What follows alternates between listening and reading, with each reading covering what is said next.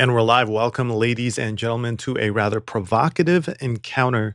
Welcome to the Revo Report. We're inspiring faith with reason and reason with faith. Today, we're stepping into the ring with Patrick Bet-David and Andrew Tate on Valuetainment, a clash of ideas that's raw, unfiltered, and brimming with implications for how we navigate this chaotic world and what's happening right now geopolitically.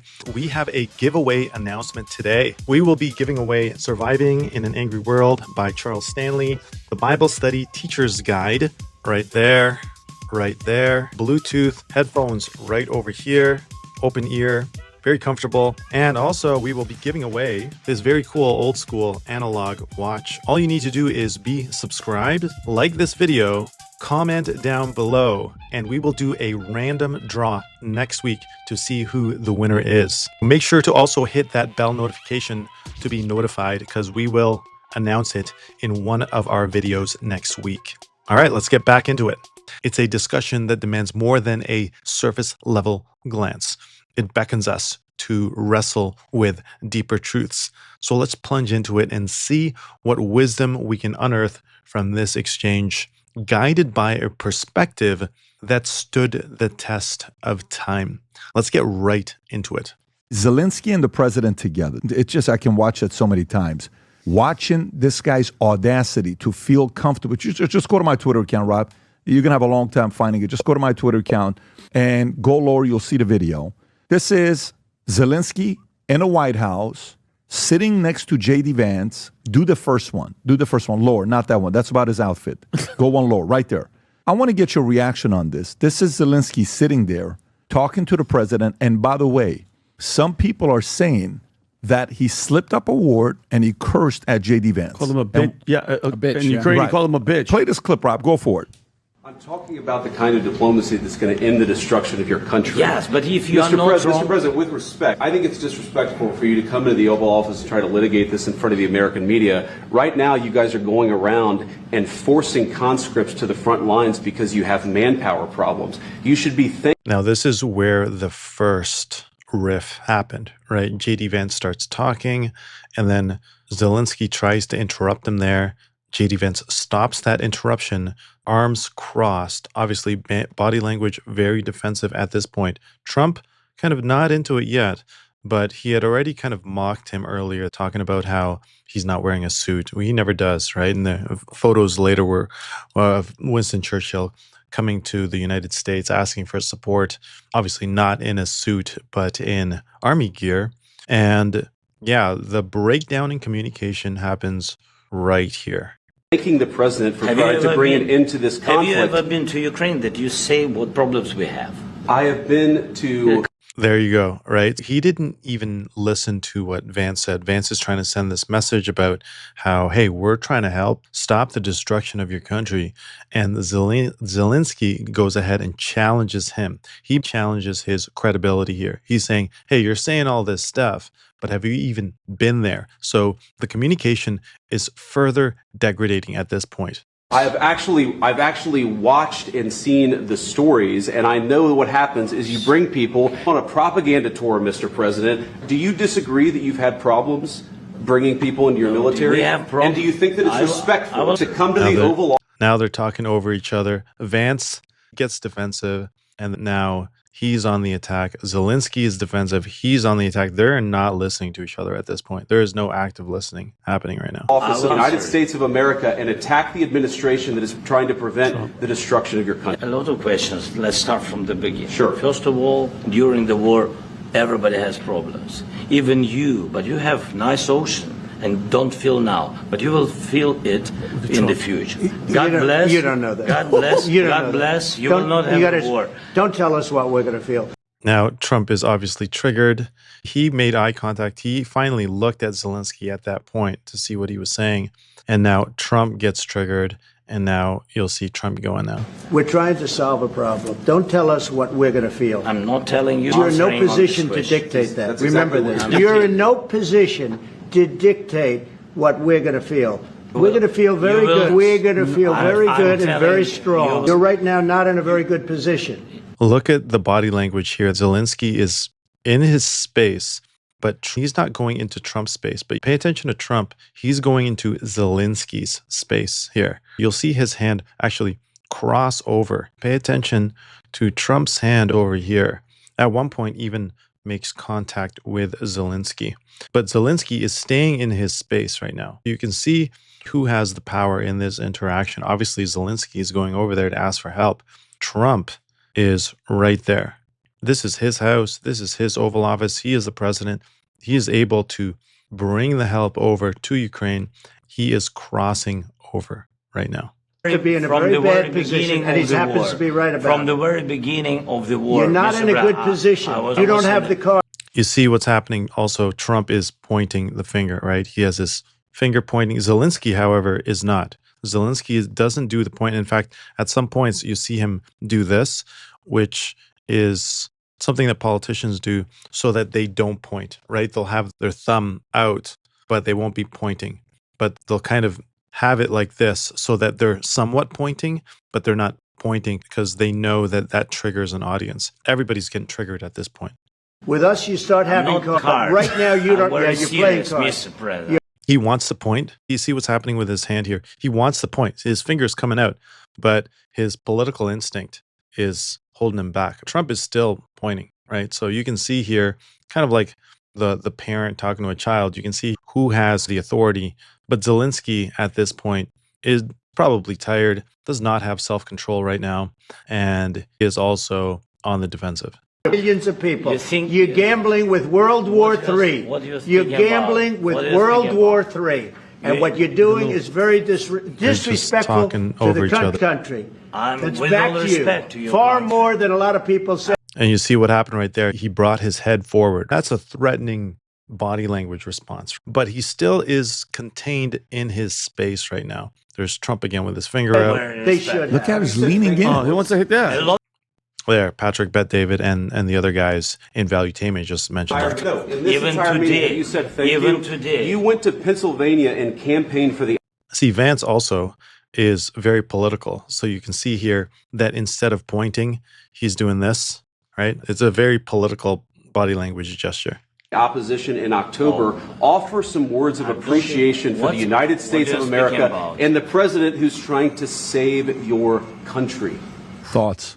I have to be careful what I say about this because I returned to the Ukrainian border on the 23rd of March. But obviously, truthfully, I'm quite outraged. The fact that even at the beginning of the clip, he had his arms crossed, which is the terrible body language. You notice at the beginning, he has his arm crossed. Yeah. Very petulant. I don't know where he gets this confidence from. I'm not sure if he just bought into his own Kool-Aid. I would argue that he had assurances from the deep state that Trump would never win. I feel like if I had to analyze, he feels betrayed. I feel like he said, well, the Americans promised they're going to help me. Now they've changed their minds. They promised me. They put me in this position. That's why he's probably secretly angry at America, no matter how much we give him. I mean, that was obviously a PR disaster from him. I am truthfully more outraged by the instant European tour that they threw together for him. And they dragged the leaders of every single European country together to treat him like a hero and run him all over the place. That is another spit in the face of President Trump. I would like to think that Trump thinks the same as me, that if you add up the fact that Europe is now buddying up with people who disrespect him to his face, not allowing free speech. I mean, what do we even have in common anymore with our European allies, supposedly? The fact that Keir Starmer left the White House, flew home, and instantly met Zelenskyy is disgusting. Pull up that clip, Rob. And when he's talking about conscription, you guys know what they're doing there, right? Yep. There's videos, Andrew and Pat. I send them to Rob. They're literally pulling up in vans. Guys walking his dog, and they're grabbing him and throwing him in a van and bringing him into the front lines to die. Is that not dictatorship as a leader? What's this video here? Like, look at this guy's walking his dog. There's volume. They run up on this guy. They snatch his ass. They leave the dog. They throw him in there, and they literally put him in the front lines to die. This is what JD Vance was talking about. He's like, you're losing this war. And the soldiers, Andrew, don't want to fight. They're tired. They're done. They know they're going to freaking lose. So they grab the dude and they put him in the van and he's done. He's in the front lines and he dies. Period. We have to argue if Zelensky's trying to save himself. Okay, so what's happening here really is a power move, right? It's a power flex. And unfortunately, it's happening at heads of state. There's a standoff between Zelenskyy, JD Vance, and then Trump comes in, and it's a scene dripping with authority. Both sides flexing their power, each convinced that they hold the moral high ground. Zelensky saying, hey, we're trying to do what's right. US is saying, hey, we're trying to do what's right. And it's a window into the human condition. And believe it or not, leaders have clashed like this since the beginning of time, each blinded by their own certainty. The only difference is this is playing out right in the media for you and I to see. That reminds me of Proverbs 16:18. It says, pride goes before destruction, a haughty spirit before a fall. And this isn't just poetry, it's the truth about how we unravel when ego drives us, when pride takes over. God says that he is against the proud, that he gives grace to the humble, but he opposes the proud. Now, imagine if somebody paused here. Imagine if somebody paused and just actively listened, waited, because once one person starts interrupting, the communication's already broken. Then each party is just basically just speaking to themselves. But if one person just stopped to actively listen, then there would have been a shift. There could have been a conversation again, right? And then what happened afterwards is that they didn't even end up having a private meeting. All communication was lost at this point. One of the biggest mistakes he made is I think only America could have kept him alive when this is all over. He's not going to be safe in Ukraine. I don't think you can let that many of your own people die without having a disgruntled member of the population or an opposing political force deal with you. Europe can't keep you safe from Russia. That's been proven many times. I think there was a guy in Germany who got assassinated by the FSB relatively recently. They put a bullet in his head, and then he did 3 years in German jail. He had a life sentence. He did 3 years before Putin did him in a prisoner swap. I think that was 2020. So Europe can't save you. We know London can't because you get a plutonium sandwich. So only America could have kept him alive when this is all over. So pissing Trump off is an act of desperation and petulance, which he's going to regret when this war ends, because I don't know how nice Trump is. I don't know if he's going to sit with Putin and say Zelensky's off limits, because Putin's going to say, is he a target? And if Trump says, I don't care, then he has problems all around the globe. Where's he going to go? Where's he going to hide from the Russians? Did you hear President Trump and Keir, what he said about Keir? Have you seen the audio? It was good, right? Rob, can you pull up that clip? It's interesting. I'm trying to see if Trump is playing diplomacy here. Yeah, Trump said good things about Keir. Yeah, he did. If you can play this clip, Rob. We have an ad. Okay, so then go to... Well, I think before we play, I think I know what you're going to say, and I think I know the answer as well. I think I'm guessing. I'm guessing, but we'll see. Can you skip or you can't? I can't skip. It's Daily Mail, so we're pulling straight from their website. Okay. 5 seconds. Fifth, but yet close. Okay. Who can count? There's another clip as well where just now, I think it happened today, where Keir is up there speaking with Nigel Farage. This just happened today, by the way. Today. About Zelensky and Trump. The Labour government. Raise the audio, Rob. Go back a little bit. He's come over to see me twice. I have a call. He and I have a call the next 24 hours. No, I get along with him well. I like him a lot. He's liberal, which has been different for me. But I think he's a very good person. I think he's done a very good job thus far. He's very new at the job, but he's represented his country. I may not agree with his philosophy, but I have a very good relationship with him. I've seen him twice. Had dinner with him in Trump Tower, as you probably know. He said he had dinner with him in Trump Tower. He said likes him. He goes, he's a liberal. He says that about a lot of people. Though. Yeah. He says that about Putin. He says that about Xi. He says he's got a relationship with all these guys. That's his approach. He wants to keep it safe. Is this the clip of him just saying the words? Yes. Go ahead and play it, Rob. I have been to, I've actually watched and seen the stories, and I know what happens is you bring them on a propaganda tour. I've actually watched and seen the stories, and I know what happens is you bring them on a propaganda tour, Mr. I have been. Do you have the clip of his ambassador, not ambassador, diplomat the that's girl. there, and she's just shaking her head like, what are you doing, right? The way he was handling it. But does this guy feel protected? Was he instigated? Did people challenge him to do so? If I had to analyze, and once again, I'm guessing, but I can come up with a conclusion. I can guess why I think this happened. Look at this, shaking her head. I want to see fire because you get a ceasefire faster than an agreement. Yeah, go for it. Right. So, firstly, the reason I think Trump's saying good things about Keir is because Keir probably instantly agreed to everything Trump wants. I think Trump's a carrot and stick guy. If you turn up and in private he says we're going to do X, Y, and Z, and you go, okay, sir, we'll do X, Y, and Z, then you're a great guy. I can't imagine Keir sat down and argued with him or disagreed with him about anything important. He would have got that answer. So I think that basically Keir bent over and America's going to get the better end of the deal. So for that reason, he gets praise, because praise from Trump is good for your poll figures anywhere, any party, anywhere around the world. It's a good thing. Even liberals like you more if Trump likes you. That's how powerful he is. So what that means is that in their private exchange, Keir gave Trump everything he wants. That's what I believe. As regards to Zelensky, I would argue that he was told by European elites that Trump is against this war and Trump is talking to Putin. And they probably told him that Trump is a bully and Trump likes to bully people, and you have to look strong in front of Trump. Don't be afraid of him. If you stand up to a bully, it puts them in their place, and you're the leader of a country now at war, and you have to show them that you're a strong leader. If you add in second language frustration and you get a scenario like the one we just saw. So I think Zelensky was hyped up and told to stand up to a bully. You add in the fact he's speaking in his second language and doesn't truly understand English. You add in the fact he's nervous and incompetent. You add in the fact he's likely a drug addict. And you have the train crash we just saw there. That's what I think happened. Where are you getting the drug addict component? I have to go back to Romania on March 23rd, and the Ukrainians operate heavily inside of Romania. I don't want to catch a bullet. If I do catch it, it's them. But I think everybody knows he's a cocaine addict. Really? Look at Zelensky. Yeah, there was clips about him on this as well. He's geeking out all the time. Yeah, he's heavily cocaine addicted. addicted. There was clips about him. I mean, it's easy to be cocaine addicted. You're hiding in a bunker. There's a contingent of your own country who want you dead. The Russians want you dead. Now the Americans want you dead. The Europeans are promising you things, but the Europeans are femme-centric. The Europeans are run by women. And when I say run by women, I get this confused often. I often say that this is femininity that is destroying it. Europe is run by femininity. And when I say that, they'll say, Keir's not a woman. No, but he's not a man, is he? When I'm talking about women, I'm talking about the female mindset versus the masculine mindset. And feminism and the European state, they always say, we don't hate men. Look, Keir's a man, but he's not masculine. They hate men who act masculine. Yeah. They like the men who act like girls because they're eunuchs. They like the eunuchs and the girls. They don't like the real masculine men. Yeah. And there's not a single leader in Europe which is a masculine man. Europe is a feminine continent. And the problem with femininity as a whole is that as their emotions change, their obligations change. It's the masculine imperative to make a promise and make a pact. And even if your emotions change, you stick to your word. That is masculine.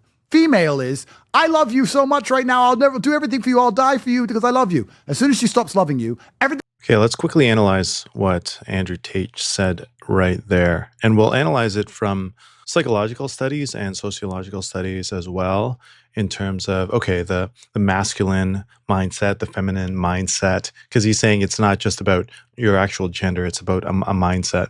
And so he's painting really femininity here as fickle, shifting with emotions, while masculinity stands firm, is logical. And that's a pretty bold claim. And we can dig into that psychologically, right? Because sometimes we just throw out these sayings or maybe things that we've been taught, but what is the psychological and sociological answer to that? What does the Bible say about that? And the Bible actually says this. Okay, I want to point out this passage here. It's in Ephesians 5:25. It says, husbands, love your wives just as Christ loved the church and gave himself up for her. I have no doubt that Jesus was incredibly masculine, but also at the same time, incredibly logical and incredibly emotional and in touch with both the female mindset and the male mindset as well, right? Because in here, well, what do we see here? We see here, what should the men do? What should the husbands do? Here we see strength isn't just about inflexibility. It's about sacrifice. It's about shouldering responsibility with humility, with service. So Andrew Tate's view on masculinity maybe comes from a very Islamic perspective. What does the Bible say? What does the Christian perspective say? Right? Is it true that masculinity is really just about dominating? Or is it about both taking leadership responsibility, but also service? Because real power lies in laying yourself down, not just holding your ground. Now, what does psychology say about this? Because I just did some preliminary research here, and we see that when it comes to an emotional experience, okay, psychologically, men and women have very similar intensities, but women will express it more frequently. And men tend to express it more in anger versus sadness. Women will express it more in sadness and the spectrum of emotions as well, right? Sociologically, their expression is shaped by gender roles, right? So a boy might be told, hey, don't cry like a girl. But a girl might be told, oh, it's okay, express yourself, right? So in society, generally in society, women are encouraged to show that emotion a little bit more. Now, what about emotional expression? Psychologically, women show more positive, internalize those emotions. Men don't do that as often. They show more anger, right? Men will express frustration, anger much more rapidly than women. Women generally will not. They'll internalize it and maybe they'll share it and they'll express it in little bits here and there. Now, this isn't everybody, right? Because everybody's different ultimately. But sociologically as well, the learnings lead to different expressions. We were talking about that earlier. Well, what about logical reasoning? Psychologically, there's really no significant gender differences in terms of logical reasoning. Women can also logically reason very well.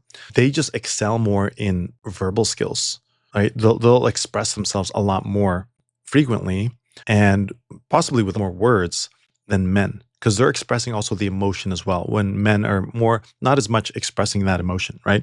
Now, sociologically, the perception of men as being more logical is due to cultural valorization. You know, when you look at Christianity, when you look at Jesus, Jesus respected women just as much as he did men. Unlike in their time, 2,000 years ago, women were seen as property. They were not even second-class citizens. Some of them, sometimes they weren't even second-class citizens. They weren't even afforded those rights. But Jesus saw them very differently. Jesus approached them. Jesus sat with them. Jesus spoke with them in a culture where you wouldn't. Look at the Samaritan woman, for example, right?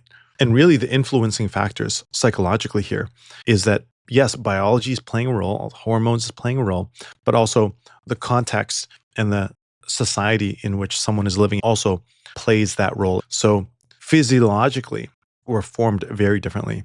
But what has to play in that also are the cultural norms and the socialization of the behavior that they have. Now, are we saying that men are better than women or women are better than men? Absolutely not. That's not what the Bible teaches at all. However, we're taught that men are to take that leadership role, to take that responsibility role. And that's a good thing. We're taught that in Christianity. And I think more of us have to take on that role. Jesus was an example of that.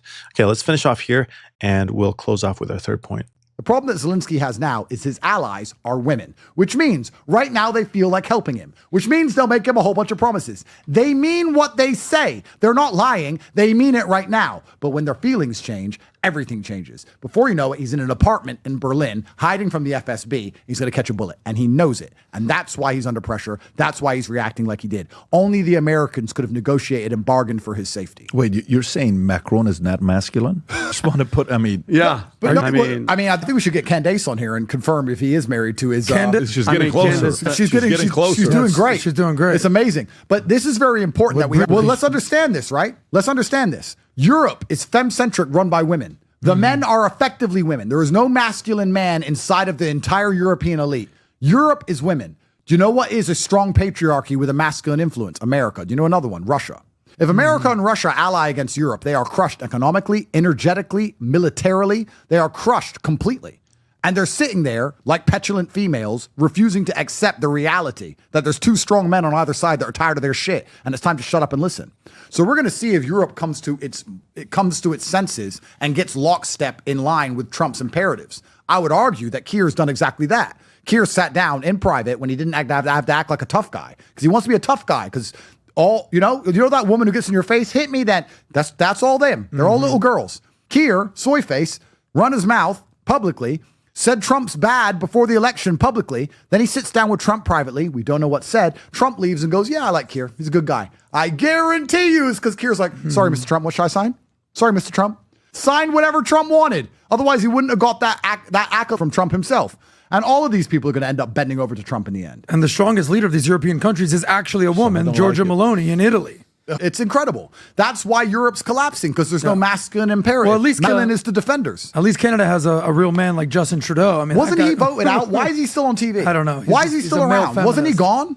I don't know if he's gone. They're waiting on a election. You know, again, I don't know the ins and outs of the economics, but when Trump imposed tariffs on Canada and Mexico, and they instantly folded and did whatever he wanted behind the scenes to get the tariffs removed. Absolute gangster. Yeah. And I don't know, I can't remember the name of the conservative leader of Canada, Pierre, whatever. Yeah. But when all these people start trying to talk tough about Canada and all this crap. Yeah, and I want to touch on this as well when it comes to allegiances, promises, because in a sense, Andrew Tate does have a point, right? The alliances that are formed, the promises that are made, but then broken as convenience fades. It's a grim portrait of human loyalty. Alliances crumbling like sandcastles when the tide turns. And we've experienced this. You've experienced this in your life, where someone has betrayed you when The convenience has waned when something benefited them more. This isn't new. You've experienced it in your own personal relationships. We see it at a grander geopolitical level, and it's as old as betrayal itself. In Psalms 146, 3-5, it cuts right through all of this noise. Do not put your trust in princes, in human beings who cannot save. Blessed are those whose help is the God of Jacob. This is a sobering reality. People fail, plans dissolve, yet there is a lifeline here. There's a call to root ourselves in something unshakable, not Trump, not Europe, not the US or any state, but to root ourselves on a rock, on a foundation that is unmoving. And where do we turn to when deals fall apart, when people betray us? That's the weight of this moment and the weight of every moment in our lives. When you pull back from this storm of ideas, this storm of geopolitical chaos, there is something solid. There is something that is not built on sand. And beyond the pride, the power, the broken promises, we can look to Jesus Christ, who took on our mess, crucified for our sins, rising again to prove he's bigger than our failures. He is alive, and he's coming back to fix all that is broken. Your struggles, he redeems them. Your despair, he turns it into hope. If you're tired of chasing what fades, power, alliances, control, money, turn to Jesus Christ. He's the one who never wavers, who loves you fiercely. That's the invitation. Not just to think, but to meet God who makes all things new. The one who is the same yesterday, today, and forever. Jesus Christ. God bless you.